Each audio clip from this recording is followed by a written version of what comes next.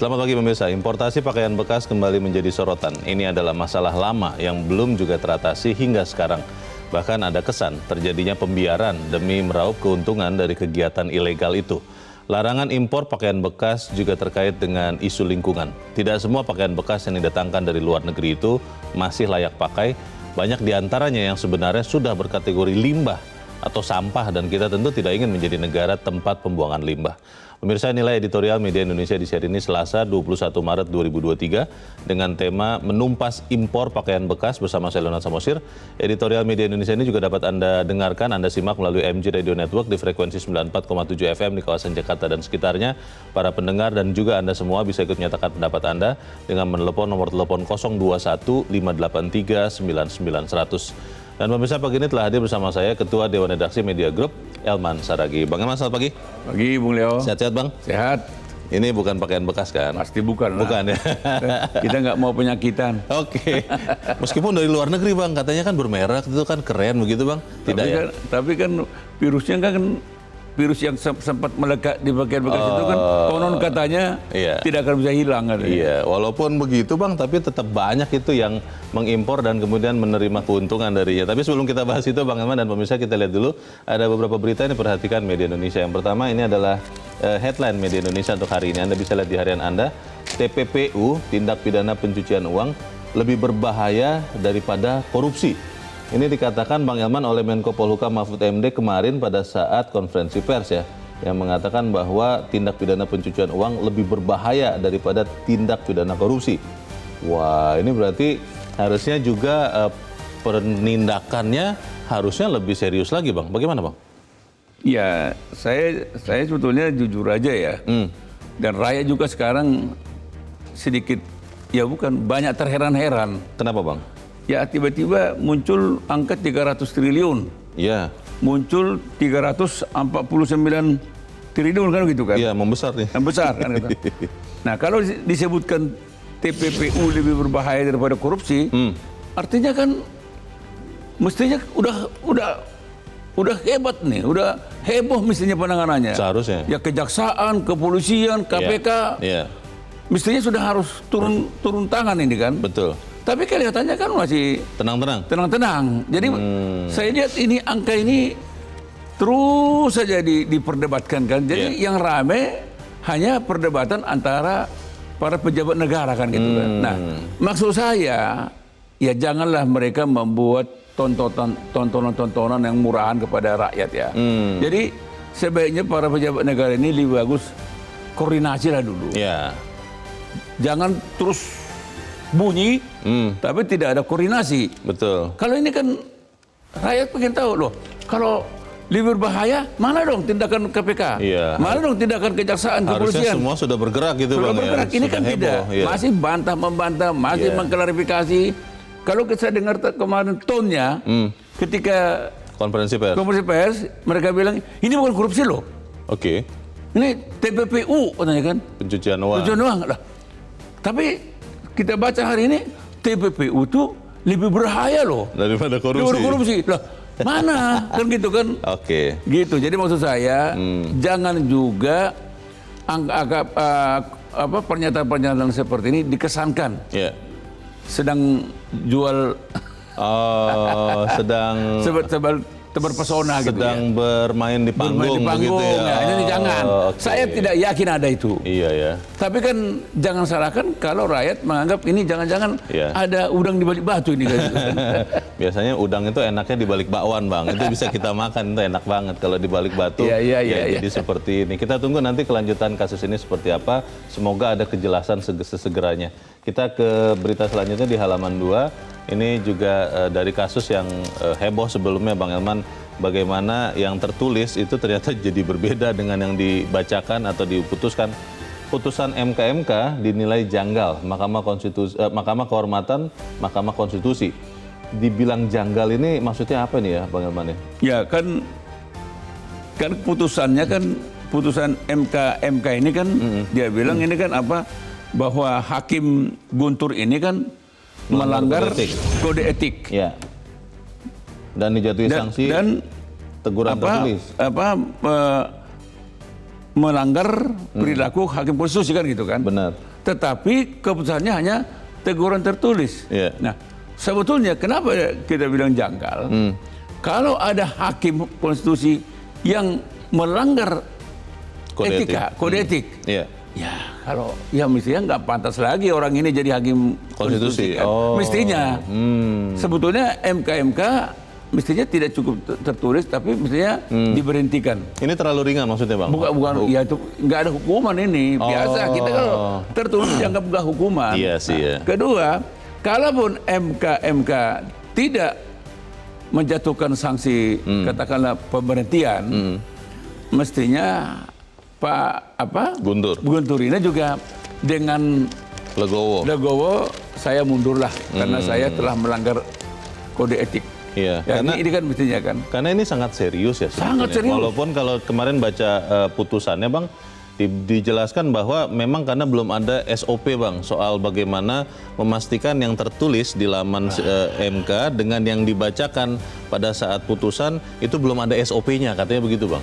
Kan nggak begitu, kan nggak perlu ada SOP. Iya sih. Soal kepatutan kan. Iya. Kepatutan apa yang diucapkan mestinya itu yang tertulis. Persis. Apa yang tertulis itu yang diucapkan. Iya. Kan itu kan keputusan hakim kan begitu. Iya. Kan tidak boleh hakim memutuskan ya hukuman berat tapi tidak jelas.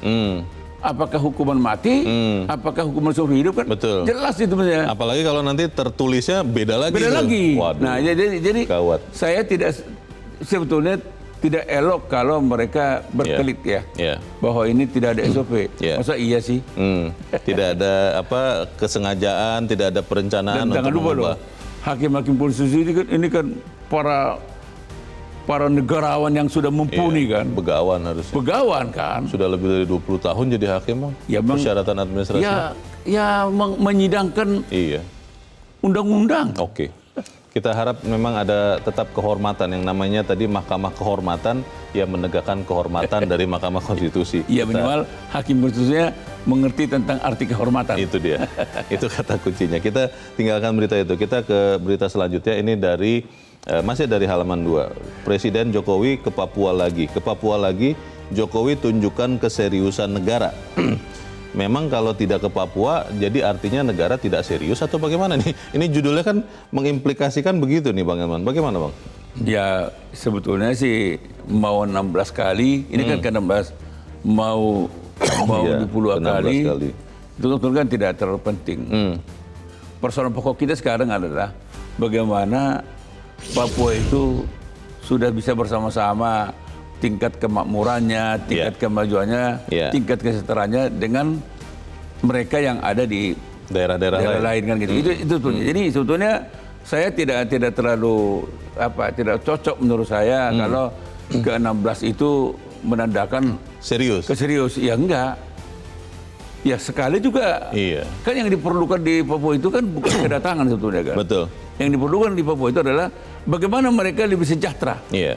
Bagaimana HAM bisa dilaksanakan di sana. Betul. Dan bagaimana misalnya KKB itu tidak ada lagi kan begitu kan. Kan itu yang paling penting. Termasuk juga oknum-oknum ya, Bang ya. Kalau oknum-oknum ada kepala daerah atau pimpinan-pimpinan di legislatif mungkin di sana, kalau memang bersalah, siapapun dia, itu ya tetap harus dihukum dan kemudian kesejahteraan itu untuk keseluruhan rakyat, bukan hanya untuk segelintir orang ini, Bang. Makanya sebenarnya yang harus perlu diperhatikan adalah para pemangku apakah pejabat, pimpinan di daerah situ. Daerah itu kan itu mestinya harus dipelototin.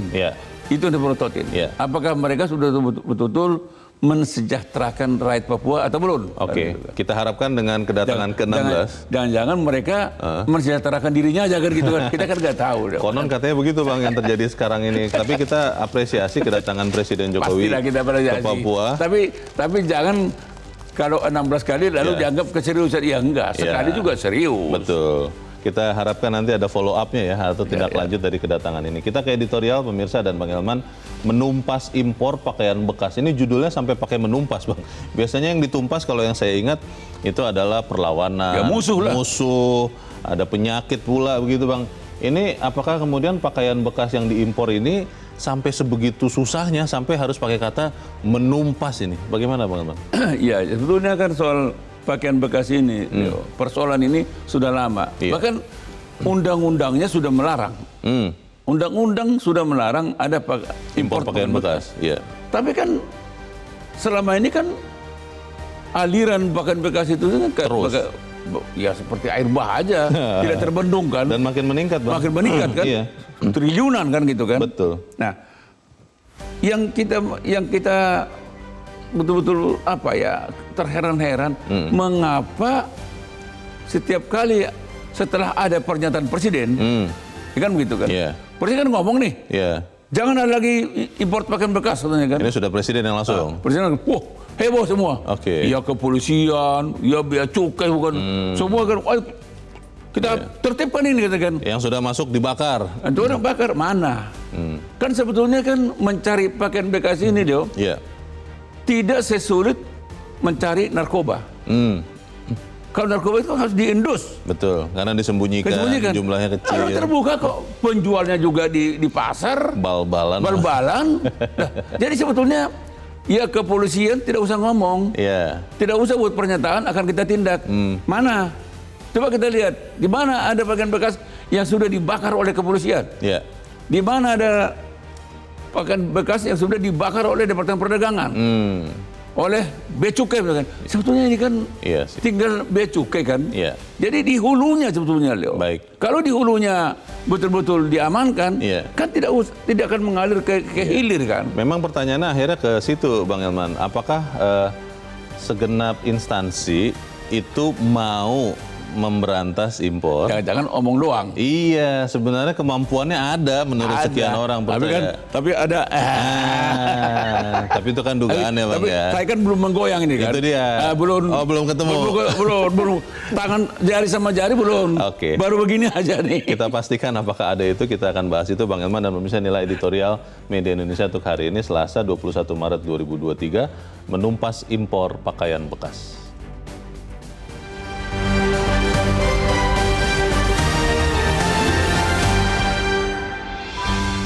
Menumpas impor pakaian bekas.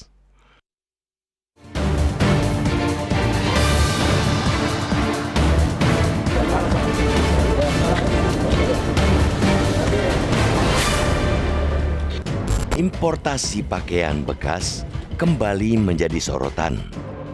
Ini masalah lama yang belum juga teratasi hingga sekarang.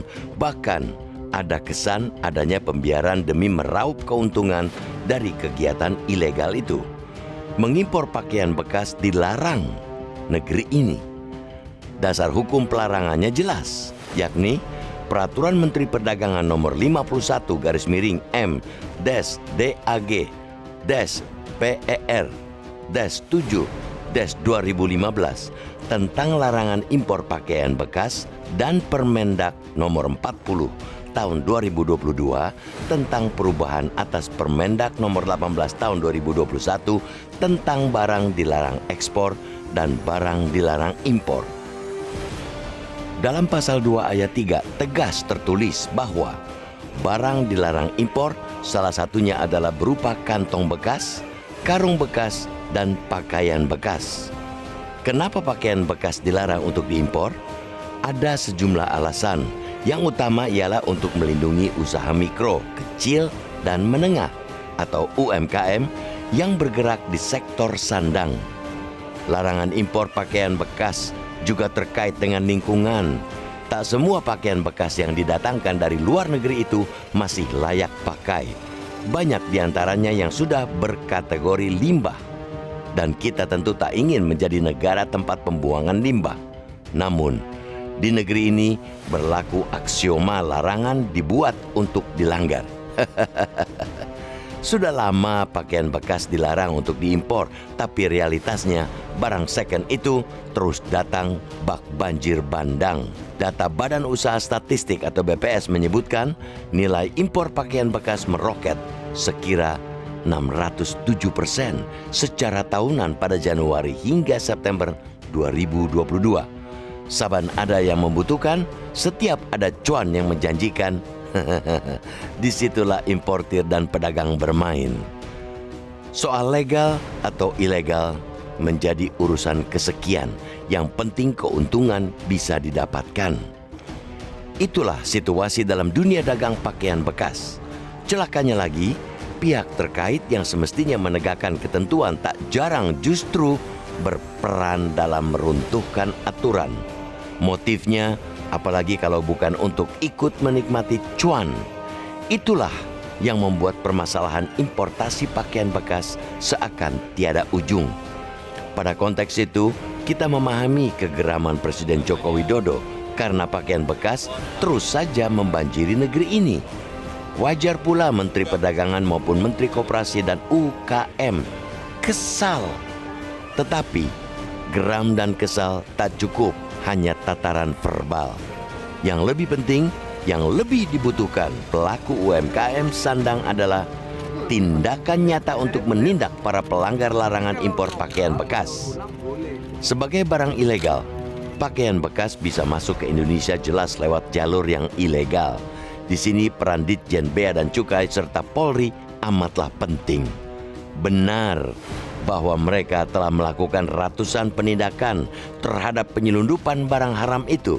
Tetapi fakta bahwa di pasaran masih banyak sekali pakaian bekas yang diperjualbelikan, berarti masih banyak yang lolos. Benar bahwa masuknya pakaian bekas dari mancanegara juga tak lepas dari banyaknya pintu masuk yang rawan penyelundupan. Tetapi tak salah pula jika rakyat meyakini penyelundupan bisa terjadi karena ada aparat nakal yang ikut bermain.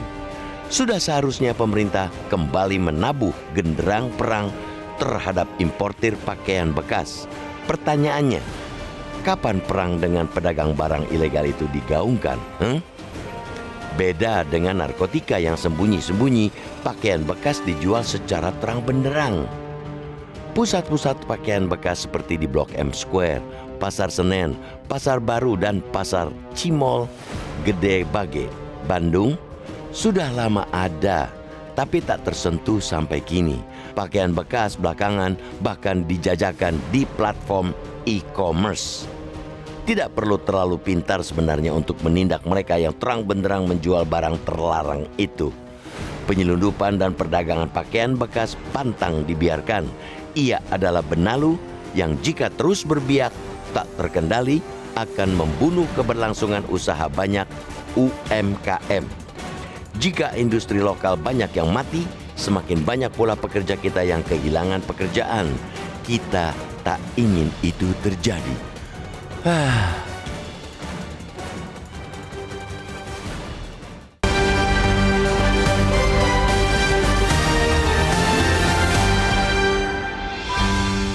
Di bagian berikut Anda bisa ikut menyatakan pendapat Anda pemirsa. Untuk saat ini tetaplah bersama kami.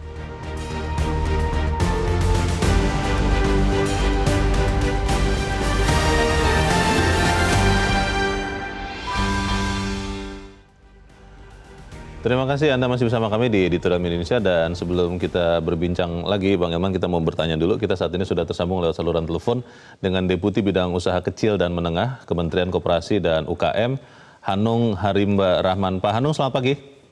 Selamat pagi. Ya, Pak Hanung, disebut-sebut bahwa impor pakaian bekas itu merugikan usaha mikro, kecil, dan menengah, khususnya yang bergerak di bidang tekstil. Itu benar begitu? Lalu berapa banyak sih Pak yang dirugikan Pak sebetulnya kalau impor pakaian bekas masuk ini? Ya, jadi kami memang ini bukan satu impor pakaian bekas ini sudah lama terjadi ya. Dan itu juga bagian daripada industri penyebab turunnya produksi dari UMKM kita lah, ancaman bagi UMKM kita. Nah, sebenarnya ini juga bukan satu-satunya ya, impor yang impor dari negara-negara tetangga yang harganya sangat murah dibanting, itu juga bagian daripada ancaman yang terjadi. Nah, kalau datanya kami sudah mengumpulkan, tetapi kami sudah melakukan simulasi ya, gitu ya, dampaknya itu terhadap tenaga kerja. Jadi tenaga kerja itu kalau dampak ada tambahan impor pakaian bekas 0,1% saja itu mengakibatkan kontraksi tenaga kerja itu 1%. Jadi 1% tenaga kerja tidak akan terserap karena ada impor naik 0,1% gitu ya Pak? Iya. Oke. Iya. Pak Hanung, Pak Hanung, importir pakaian bekas atau pedagang mengatakan sebetulnya pasarnya berbeda Pak antara yang membeli pakaian bekas ini dengan yang membeli pakaian baru yang buatan dalam negeri. Jadi sebenarnya tidak saling merusak pasar. Itu benar atau tidak Pak? Jadi gini, produk-produk UMKM itu kan umumnya di kelompok menengah bawah ya Pak ya. Dan pasar dari produk import ilegal ini pasarnya juga sama nih, produk kelompok menengah bawah. Jadi pasarnya sama. tidak betul bahwa ini berbeda sektor ya, segmen. Pak Hanung, terakhir Pak, ini kan memang multi departemen atau kementerian instansi ya. Tapi yang bisa menghentikan Pak impor pakaian bekas ini siapa? Ada yang mengatakan ini karena banyak lewat masuk pelabuhan tikus, kalau kata aparat bea cukai katanya begitu. Cuman kan tikusnya harusnya besar nih ya, bisa ditangkap ini Pak. Bagaimana Pak Hanung? Iya, tikusnya besar sekali mungkin. Jadi ini tentunya aparat bea cukai lah yang bertugas untuk menjaga barang-barang itu masuk ke wilayah pabean kita ya. Jadi tugasnya mereka. Mereka harus meningkatkan pengamanan lah. Baik.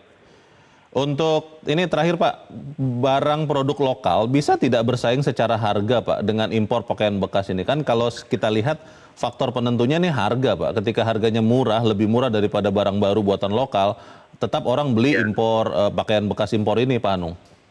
Ya, jadi kalau pakaian bekas dibandingkan dengan pakaian baru kan harusnya nggak bisa kita bandingkan ya pakaian bekas dengan pakaian baru ya. Tentunya kalau kita mau bandingkan pakaian baru dengan pakaian baru juga gitu. Kalau pakaian baru dengan pakaian baru kita bisa bersaing gitu ya, pakaian baru dari negara lain. Asal dia praktek perdagangannya benar ya, tidak banting harga, tidak melakukan predatory pricing dan seterusnya. Itu kita bisa bersaing. Kalau baju bekas itu kan harganya sudah nol sebenarnya. Karena sudah dianggap limbah kan itu ya? Sudah dianggap limbah. Gimana Anda mau bandingkan harganya? Baik. Baik, kita harap ada langkah yang nyata ya, tidak hanya memberantas atau membakar yang sudah masuk, tapi mencegah sebelum masuk. Pak Hanung Harimba Rahman, terima kasih Pak sudah memberikan penjelasan bagi kami. Selamat pagi.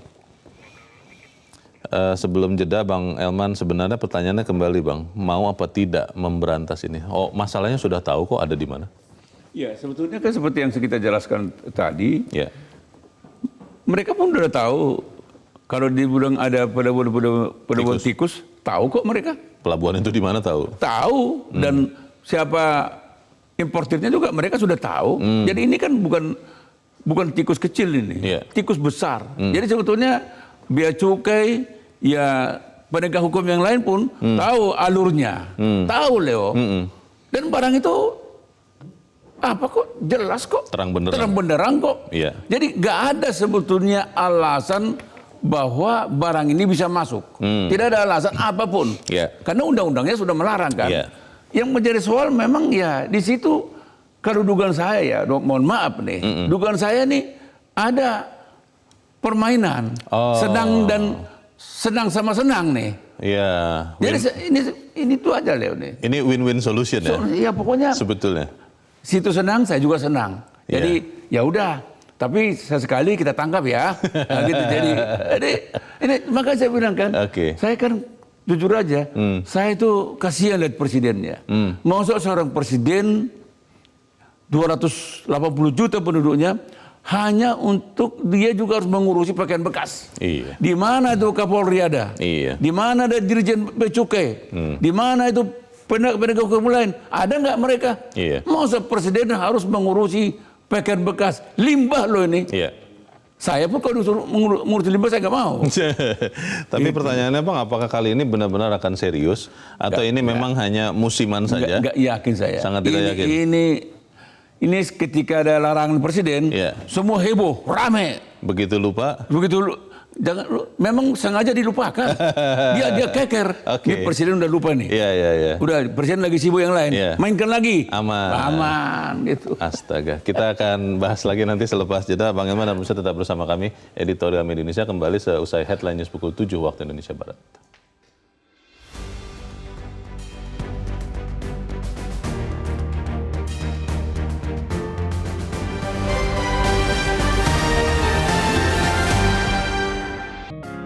Media Indonesia mengajak Anda untuk mengakses fitur premium e-paper.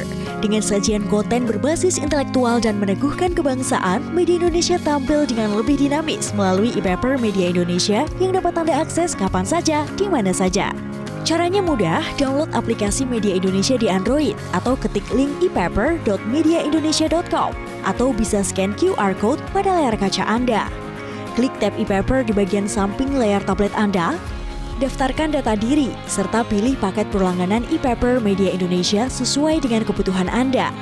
Nikmati juga bonus spesial tambahan 4 halaman rubrik fokus setiap hari. Semua bisa Anda dapatkan hanya di e-paper Media Indonesia. Untuk informasi lebih lanjut, hubungi customer service di nomor 0811 1201 2018 atau kunjungi media sosial @mediaindonesia. Media Indonesia, referensi bangsa. Terima kasih pemirsa, Anda masih bersama kami di Editorial Media Indonesia dan sekarang adalah waktunya kita mendengarkan pemirsa Metro TV, Bang Elman. Kita sudah tersambung dengan pemirsa Metro TV di Bekasi, Jawa Barat. Ada Pak Ondo Silitonga. Pak Ondo, selamat pagi Pak. Selamat pagi Bung Leo, selamat pagi Bung Elman. Selamat pagi Pak Ondo. Silakan Pak, pendapat Anda Pak. Iya, ini sudah lama ya, ada di beberapa provinsi. Di Medan itu sejak tahun 80-an itu sudah ada dengan nama Monza, di plaza jalanan ya, jadi bukan di duduk tapi di jalanan. Ada juga pajak melati, pajak tabu dan lain-lain. Jadi ini musiman Bung, biasanya jual beli barang bekas ini marak menjelang hari besar keagamaan. Pemudik ingin beri hadiah buat saudara-saudaranya dengan membeli barang bekas berkualitas dan murah. Itu sebabnya diburu peminat, mulai dari milenial sampai kepada istri pejabat. Karena istri pejabat juga memakai barang bekas bermerek ya. Mengapa ini belum berhasil? Ini menurut saya ada jalur tikus A ditutup, tapi jalur tikus B buka. Tikusnya bermerek nih, mereknya nggak tahu apa. Ya duka ya pakai polisi saya nggak tahu dan berdaging. Kemungkinan oknumnya juga ikut cari cuan dengan main mata. Ini demandnya tinggi loh Bung, sehingga segala cara dilakukan importer agar bisa memenuhi suplai kebutuhan tersebut. Setuju dampaknya UMKM, jadi harus serius bea cukai dan kepolisian. Awasi itu ada importer yang nakal, tapi sudah jaringan dengan para oknum nakal. Ini yang dibasmi. Perihal pedagang bekas barang bekas dilarang, ini harus hati-hati karena ada juga orang jual barang bekas tapi bukan pakaian. Karena pakaian itu sesuai undang-undang itu adalah barang bekas, pakaian bekas, bukan barang lain. Seperti ada orang jual barang bekas mekanik, bike, dan lain-lain. Oke. Terima kasih Pak Ondo Silitonga di Bekasi, Jawa Barat untuk pendapat Anda Pak. Selamat pagi. Di belakang Pak Ondo ada Pak Edward di Bengkulu. Pak Edward, selamat pagi. Selamat pagi Bung Herman, selamat pagi Bung Herman. Selamat pagi Pak Edward, silakan Pak. Memang dilema masalah impor barang bekas. Di satu sisi rakyat banyak yang berminat gitu. Kenapa? Mereka pengen tadi pangsa pasarnya sama dengan UMKM, kelas menengah ke bawah. Mereka pengen pakai baju branded dengan harga murah. Nah, ya mereka terpaksa mengejar barang bekas. Tapi kan kita berpikirnya untuk kepentingan bangsa, kepentingan negara, ya ini harus dilarang tegas. Ini karena terbiasa, karena mulai dari kecil dibiarkan, akhirnya mau besar. Ini bukan permainan kecil loh. Ini miliaran ini satu kali impor itu pasti orang besar. Yang kita lebih sedihkan lagi, ada itu bahwa barang-barang donasi di luar negeri yang dikumpulkan oleh orang-orang itu, barang-barang bagus, itu malah jatuh ke Indonesia sebagai barang bekas. Nah ini yang kita sesalkan. Nah kita minta pemerintah betul-betul tegas. Ini banyak kasus lah, kalau mulai dari kecil dibiarkan, kasus pelumpang, Orang numpang-numpang dikit dipikir Pertamina dibiarkan, akhirnya bahaya. Sekarang perlu dana 318 miliar. Sama dengan barang bekas ini. Nah, kita harap seluruh aparat itu punya komitmen bersama ingin memberantas barang-barang bekas ini untuk melindungi UMKM. Tapi UMKM juga harus berhitung mengadakan efisiensi agar harganya bisa bersaing. Tolong ini konsumsinya menengah ke bawah. Terima kasih. Terima kasih Pak Edward di Bengkulu untuk pendapat Anda. Selamat pagi Pak. Di belakang Pak Edward ada Pak Sukarwan di Temanggung, Jawa Tengah. Pak Sukarwan, selamat pagi. Ya, pagi Bang Leo, pagi Metro TV. Silakan Pak Sukarwan. Ya, begini ya, seharusnya sesuatu yang menyangkut harkat, martabat, harga diri bangsa itu, ya apapun kepentingan rakyat kecil ya bisa diabaikan. Saya kira apa yang dikatakan Pak Presiden tepat, larang saja, saya setuju. Ini harga diri loh, untuk impor pakaian bekas sebaik apapun atau bisa menolong rakyat lapisan bawah seperti apapun, tetap ini harga diri. Ingat Bang, tahun 81 kita bukan impor membeli kapal bekas Tankomas 2. Akhirnya kebakaran di Kepulauan Masalimbu, ngeri dong. Nah, ini walaupun membantu rakyat tetap kita larang pakaian impor bekas itu harus kita stop. Ini kan melanggar butir keberapa sila kelima, tidak cinta produk dalam negeri. Semua sudah ada di dalam Pancasila. Semua itu ada. Itu Bang. Selamat pagi. Terima kasih Pak Sukarwan di Temanggung, Jawa Tengah Pak untuk pendapat Anda. Selamat pagi Pak. Seperti yang tadi kita bicarakan Bang Iman, sebenarnya semuanya sudah tahu. Pelabuhan tikus sampai bisa dikatakan begitu. Tadi kita dengar Menteri Perdagangan juga mengatakan ini jalur tikus. Berarti kan sebenarnya sudah diidentifikasi di mana jalur tikusnya siapa. Masalahnya mau membunuh tikusnya tidak sih? Seperti saya katakan tadi Bung Leo. Ini persoalan sederhana kok. Apakah para penegak aturan, penegak undang-undang, penegak hukum ini mau nggak membereskan persoalan ini? Kalau mau, sejak undang-undang itu diterbitkan, sebetulnya kan peraturan Menteri Perdagangan sejak tahun 2015. Undang-undangnya baru belakangan kan. Nah, artinya sejak itu kan ini barang terlarang. Sesuatu barang terlarang maka harus dienyahkan. Istilahnya kalau itu ditangkap. Tangkap, musnahkan kan gitu. Atau dicegah juga dari tujuan asalnya, negara asalnya. Nggak boleh masuk kan? Tapi kok bisa masuk? Nah, di Perdagangan tadi bilang jalan tikus. Oh dia tahu kok jalan tikusnya di mana kok? Pelabuhan tikusnya mana? Bea Cukai pun tahu di mana pelabuhan tikusnya. Semua tahu. Polisi juga tahu. Polisi pun tahu. Angkatan Laut juga tahu. Semua tahu Leo. Tapi tidak mau. Karena miliaran itu loh Bang tadi. Tadi kan nilainya miliaran tuh kata Pak Edward. Ada yang menarik dalam bisnis impor pakaian bekas ini. Ada yang menarik dan hal-hal yang menarik pasti disenangi semua orang. Importirnya senang. Penegak hukumnya juga senang kan. Saya mau katakan begini. Mestinya Kapolri, Dirjen Bea Cukai, penegak hukum yang lain, Menteri Perdagangan, semua pejabat negara mestinya malu. Kok pakaian bekas harus ditangani oleh seorang presiden? Presiden itu mestinya memikirkan hal-hal yang strategis. Bagaimana nikel, bagaimana bauksit, bagaimana membangun ini. Atau dalam kaitan ini industri tekstil kita benar-benar bisa mampu membangun sendiri begitu kan? Tapi bukan industri pakaian bekas. Bisnis pakaian bekas, impor. Jadi saya mau katakan ilegal. Maka saya bilang kan begini. Ketika presiden marah, semua bunyi. Kita tindak, kita bakar, bentuk tim, satgas ini, tasgas ini. Kita akan hentikan ini. Halah, orang Medan bilang, ini mah sebentar aja nih Leo. Ini nggak sampai seminggu. Ini tenang ini.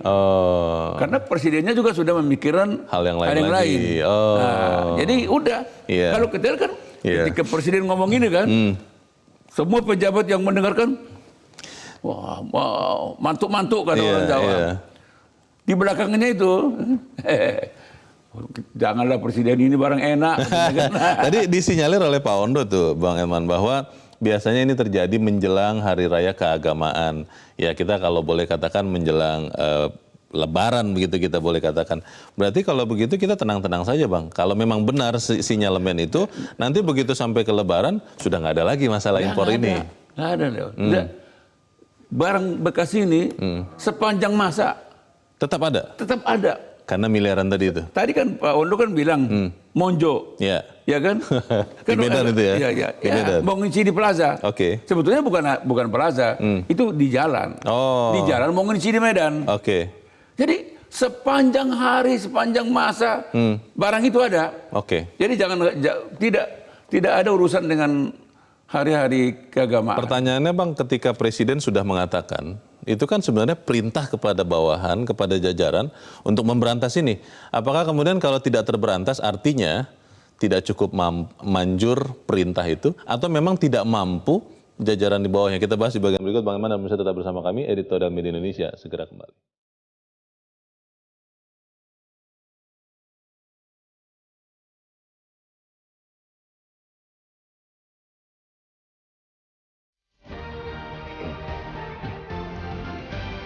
Terima kasih pemirsa, masih bersama kami di Editorial Media Indonesia dan kita ada di bagian akhir dari diskusi kita pagi ini. Bang Elman, saya teringat beberapa waktu yang lalu, sekian tahun yang lalu ya, sebelum pandemi lah.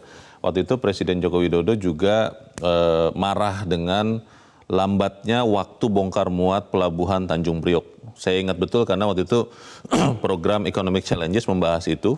Kapolri datang, Menteri Perdagangan datang, Direktur Jenderal Bea Cukai datang, dan Dirut Pelindo II yang membawahi Priok datang. Dan setelah itu, Bang, sekitar ya beberapa bulan kemudian, waktu bongkar muat itu jadi lebih cepat di Priok. Saya tidak tahu ya sekarang seperti apa, karena mungkin Presiden sudah tidak marah, jangan-jangan sudah bagus, atau jangan-jangan terlupakan. Nah pertanyaannya, Bang, ketika Presiden sudah marah dengan impor pakaian bekas yang kata Menteri Perdagangan ilegal ini, apakah akan efektif, Bang? Karena kemauan itu kan yang kita pertanyakan dari tadi. Bagaimana, Bang? Ini kan sebetulnya, Bung Leo, kan ini kan menyangkut soal kepatuhan kan. Kepatuhan dan etika sebenarnya kan. Yeah. Etiknya kan sebenarnya kan ke seluruh pejabat negara sampai ke bawah mestinya kan harus tunduk kepada perintah tertinggi kan. Tegak lurus ya. Tegak lurus. Yeah. Ketika Presiden larang pakaian bekas, mulai dari menteri, dirjen, eselon 2, eselon 3, gubernur, wali kota, terusnya kan larang kan. Sama. Dan berlaku untuk semua pemerintahan kan, departemen.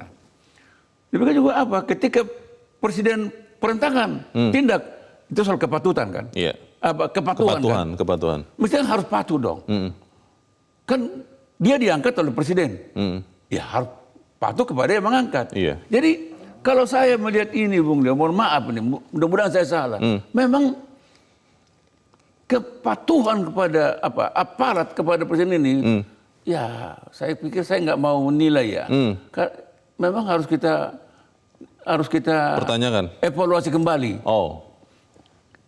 Kita evaluasi kembali. Yeah. Sebetulnya berapa persen sebetulnya tingkat kepatuhan itu? Saya tidak akan mengatakan tidak patuh, tapi perlu kita seminarkan lagi. Kita evaluasi tingkat kepatuhan menteri kepada presiden, tingkat kepatuhan dirjen kepada menteri, tingkat kepatuhan eselon 2 kepada eselon 1, dan seterusnya gitu kan. Sampai ke petugas yang di pelabuhan tikus itu katanya. Saya mau katakan kan, ini kan barang kan sudah jelas terlarang, pakaian bekas.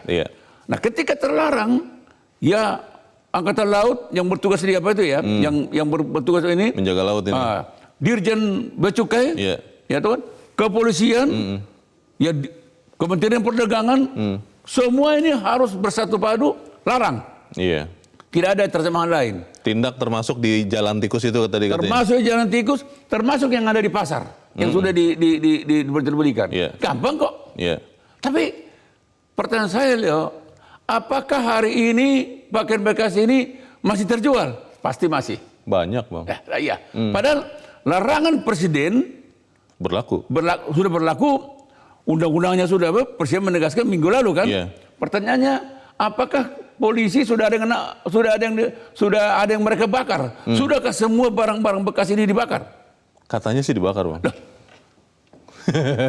Coba. Ini katanya dimusnahkan. Ya, ini kan dimusnahkan. 10 miliar di Sidoarjo. Ini kan sebegini aja dimusnahkan. Oh. Yang ada di Medan, di Jakarta, di Bandung, udah dibakar nggak? Pertanyaannya ini kan hanya tontonan. Performance untuk memuaskan perasaan masyarakat. Sekedar untuk mendengarkan kepada Presiden. Pak Presiden, sudah kami bakar loh. Sudah kami tindak nih, kami tangkap. Jadi kalau 1 ton, katakanlah kita buat 1 ton seluruh barang bekas, yang dibakar 1 kilo.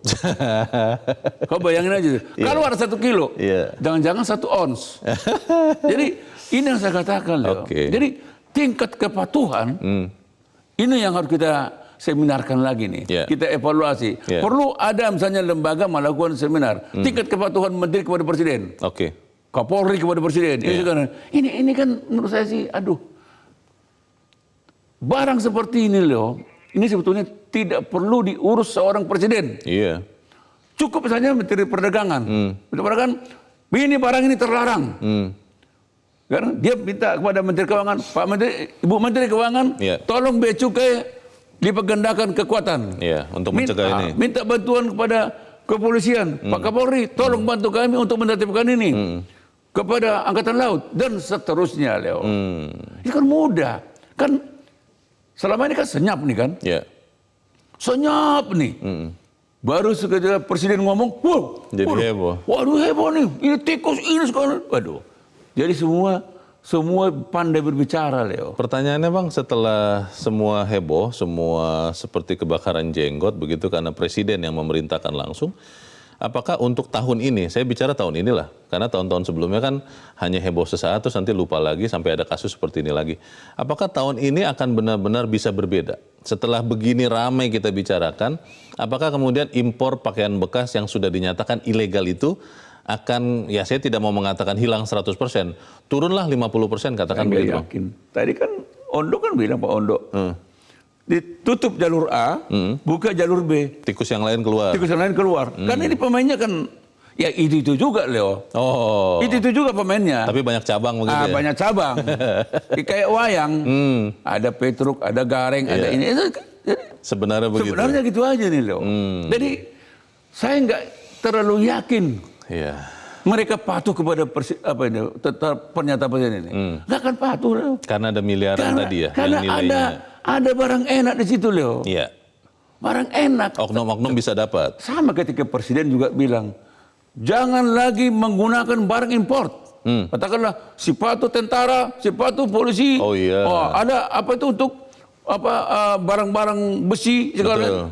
Jadi tontonan itu kan sudah ada kita Krakatau Steel sudah ada material, tapi impor juga. Dan pernyataan Presiden tentang pelarangan penggunaan impor, itu barang dan impor. Selalu menggunakan penggunaan barang produksi dalam negeri, itu sudah beribu kali itu, Leo. Itu bukan dia, hanya sekali. Itu pertanyaan besar ya Bang. Kan ada gerakan bangga buatan Indonesia. Itu masih ada loh Bang. Cuma sangkin jarangnya kita dengar, kita lihat, bahkan Presiden sampai marah lagi impor sepatu tentara yang memang kita sudah bisa buat, itu kita tidak tahu lagi Bang, apakah bangga buatan Indonesia itu masih berlaku atau tidak? Itu hanya status katakan dia punya Facebook, program kerja ya. Dia apa itu kan bangga Indonesia kan. Wah, kalau itu semua melakukan membuat status itu loh. Bangga. Wah. Karena bagus untuk pencitraan dirinya. Tapi dia bilang bangga, tapi yang dia pakai merek apa? Import. Tapi pernyataan, mari kita majukan produksi dalam negeri. Kita pakai. Kita lihat mulai dari sepatu sampai kacamata sampai parfum, semua import. Terus dia bilang kok Bapak ini udah terlanjur beli sih. Bang, terus kenapa? Tapi saya percaya loh Bang, saya masih punya kepercayaan bahwa yang dilakukan oleh Presiden Joko Widodo itu biasanya akan efektif Bang, biasanya. Kita masih ingat penanganan COVID itu begitu rupa dinamikanya, tapi ketika Presiden sudah memutuskan akhirnya mengikut semua dan bisa jadi lebih baik. Kalau itu soal nyawa. COVID itu soal nyawa. Kalau baju ini? Kalau ini soal enak. Beda lagi Leo. Soal nyawa dengan soal enak beda. Saya sih berharap ya, saya berharap Presiden tidak boleh capek untuk mengingatkan ini. Presiden tidak boleh capek mengatakan tetap menggunakan produksi dalam negeri.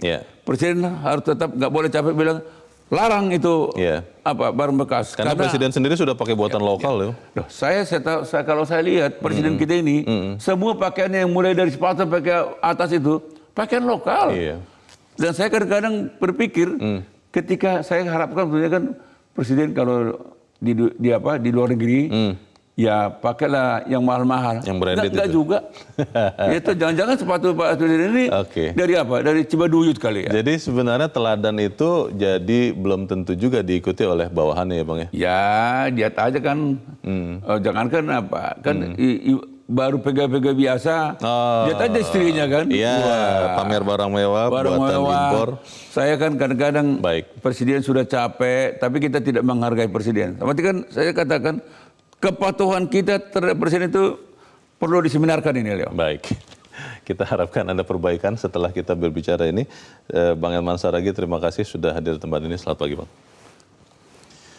Pemirsa, sudah seharusnya pemerintah kembali memperhatikan impor pakaian bekas ini. Perdagangan pakaian bekas jika dibiarkan akan terus berkembang dan tidak terkendali sehingga akan membunuh keberlangsungan banyak usaha mikro, kecil, dan menengah. Mari kita sama-sama bangga buatan Indonesia dan janganlah kita pakai pakaian impor ilegal. Saya Leona Samosir, terima kasih Anda sudah menyimak editorial Media Indonesia pagi ini. Tetap jaga kesehatan Anda. Selamat pagi, sampai jumpa.